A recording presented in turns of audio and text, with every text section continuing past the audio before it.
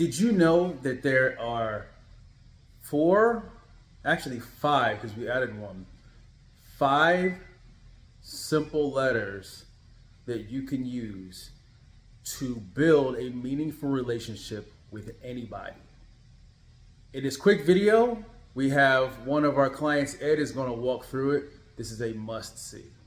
If you enjoy this video and find value, please give it a thumbs up and subscribe to our channel for more great content. We release videos every week, so hitting that bell icon will ensure you never miss a post. Don't forget to share this with your friends and colleagues. So I have three things that I do that's a little different than maybe what others do. I use forms. My background was I've had sales in pharmaceutical sales, legal with Pfizer, Philip Morris with Marlboro. So I'm very big on culture and people, right? A lot of people, you go in there, you just want the data. That's cool. But these people are seeing people all day, every day, different people. So number one, my goal is to build a collection and relationship with whoever's there. So I use forms, and if you don't know, that's an acronym: family, occupation, recreation, motivation. And I added an S. Most people call it form, but I added an S, which means site. So site as in like location. So I basically make sure that I talk to either the first person. The most important person to me is the manager, the person who answers the phone, the person who is the assistant or whatever they call it, registration, that person. That's who I make the best relationship with. And I treat that person just like I treat the sales director, the same way. So I ask them where they're from. That's the site. Like, where you from? Where's your family from? And I start to build rapport and build a relation. Forms, family, these are things that people love to talk about. You can literally make a relationship you can do this on a plane, you can do it anywhere. Ask people questions about their family, occupation, recreation, motivation. Recreation, what they like to do. Motivation, what motivates them. Simple. What made you come and work in the sales center? Or how long you been with this real estate brokerage, whatever. Site means where they're from, where their family's from, where they live, what are they from, this area. And a lot of times I even ask them to give me recommendations about the area, places to eat, etc. I get them talking about themselves. People like to listen 50% of the time that they like to talk. So if I want 5 minutes undivided, then I want to get them to talk 10 minutes, and then they'll listen closer to what I have to say. This is great, especially when you have an appointment and they're going to get the person, you're waiting and just having coffee. I see so many agents come in, speak to the person, hey, I'm here for so-and-so. Okay, cool. And they just go sit down. They didn't ask this person their name. They didn't ask them anything. They just treat them it's just, I hate when I see that. So that's number one. Number two, I pretty much memorized all the questions. I already know what I need to get. But if I didn't, I would just have my phone and I would say, hey, you don't mind if I take notes? I want to and in the notes is where my questions are. If I was new, and what I teach people that I'm teaching now is have your notes and your questions in the same place, so they don't know whether you're taking notes or looking at your cheat sheet. That's what I would do if I was new. And then the third thing is always ask for something. So this is something like, if they don't offer you water or something, I ask for it. Why? And if they offer it, accept it. Whether you drink it right then, whether you're thirsty, whether you're hungry, it doesn't matter. Why? How do you feel when you give something away to somebody? When you're giving, you feel good, right? So I want the energy inside of them to be feel, but human body and the brain loves to give, right? So if you think that you're being needy when you ask for something, you're not. You're giving them a chance to feel empowering, which creates a better baseline for a relationship. So if I'm in there, I'm like, hey, do you have something to drink, some water, oh yeah, let me go get it for you. So some tea, coffee, always ask for it. And then listen, take notes, and then go from there. So those are like my things. I know you're learning from the best with Damon and Nate.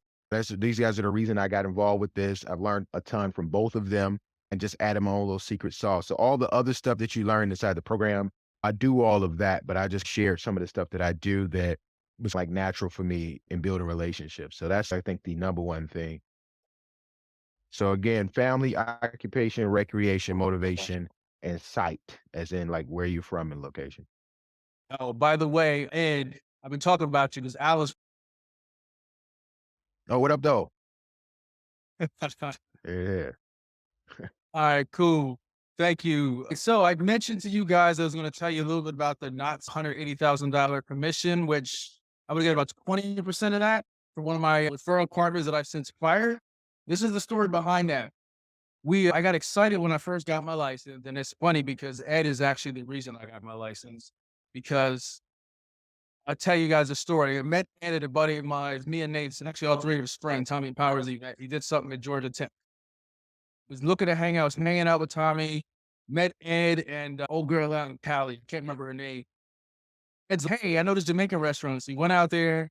Ed never met a stranger. So we're up there chopping it up bowl. This was like 5 years ago.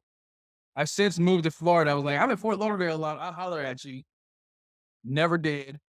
One random time, I'm like, wait a minute. I'm coming into town. Let me hit up Ed. And I have two cousins. My mom's sister's sons are out there.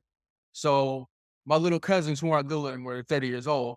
But I was like, hey, it was me, Nate, my cousins, the twin, and our buddy Sam. We're just sitting down by the water in Fort Lauderdale shooters, watching boats go by, having drinks, just having a good old time, getting to know each other. As what do you guys do? So we went into what we did. Ed is big on legacy. So he's okay. He met Nate at that time. We shouted everybody out. Everybody left. Cool. 3 months, 4 months later, I get a call from Ed. Damon, I just got my license. What do I do next? I'm like, what the hell? No, I can't have that. I got to get this. So now I hadn't had my license. And I had, matter of fact, Lynn, who's like a top dude. He sold the most specifically with the program. He's like, hey, you need your license so you can do referrals. I hate tests. I forgot though, I hate tests, but I do really well at it when I study. I hate tests. So I never took my license. Anyway, and motivated me to do that. Got my license because of him. And then as soon as he got his license, like, what did he do? He got the program and then he started kicking ass down stab. But then it was actually the reason that I ended up getting my license so that I could do referrals. And now we got a handful of referral partners. But I got excited when I first got my license. This is why I was telling you that. I was like, oh, you broke? Sure, I'll help you out. Let's go. We can work this. We can work together. So I was working with some folks and super excited to be able to help people. And then I realized, yeah, when people pay, they pay attention. Free is often undervalued. The fact that this is free, do not undervalue this. I'm sure you guys see the value in this now. Like, we are really pouring into y'all. So that's just a side note. Nonetheless, what happened was somebody came through the funnel. She talked to them. She didn't build a relationship with the on-site sales rep. She didn't build a relationship as good as she could with the buyer. She didn't have a line of demarcation. The buyer ended up going around to the sales center and bought. And she's like, I thought you worked with the team. She didn't follow the instructions and do things correct. So she lost out on a $3 million deal, but she got a $3 million buyer.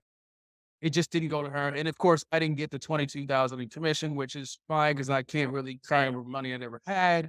But that is just to say that is the importance of building relationships, both on the sales center side as well as the client side.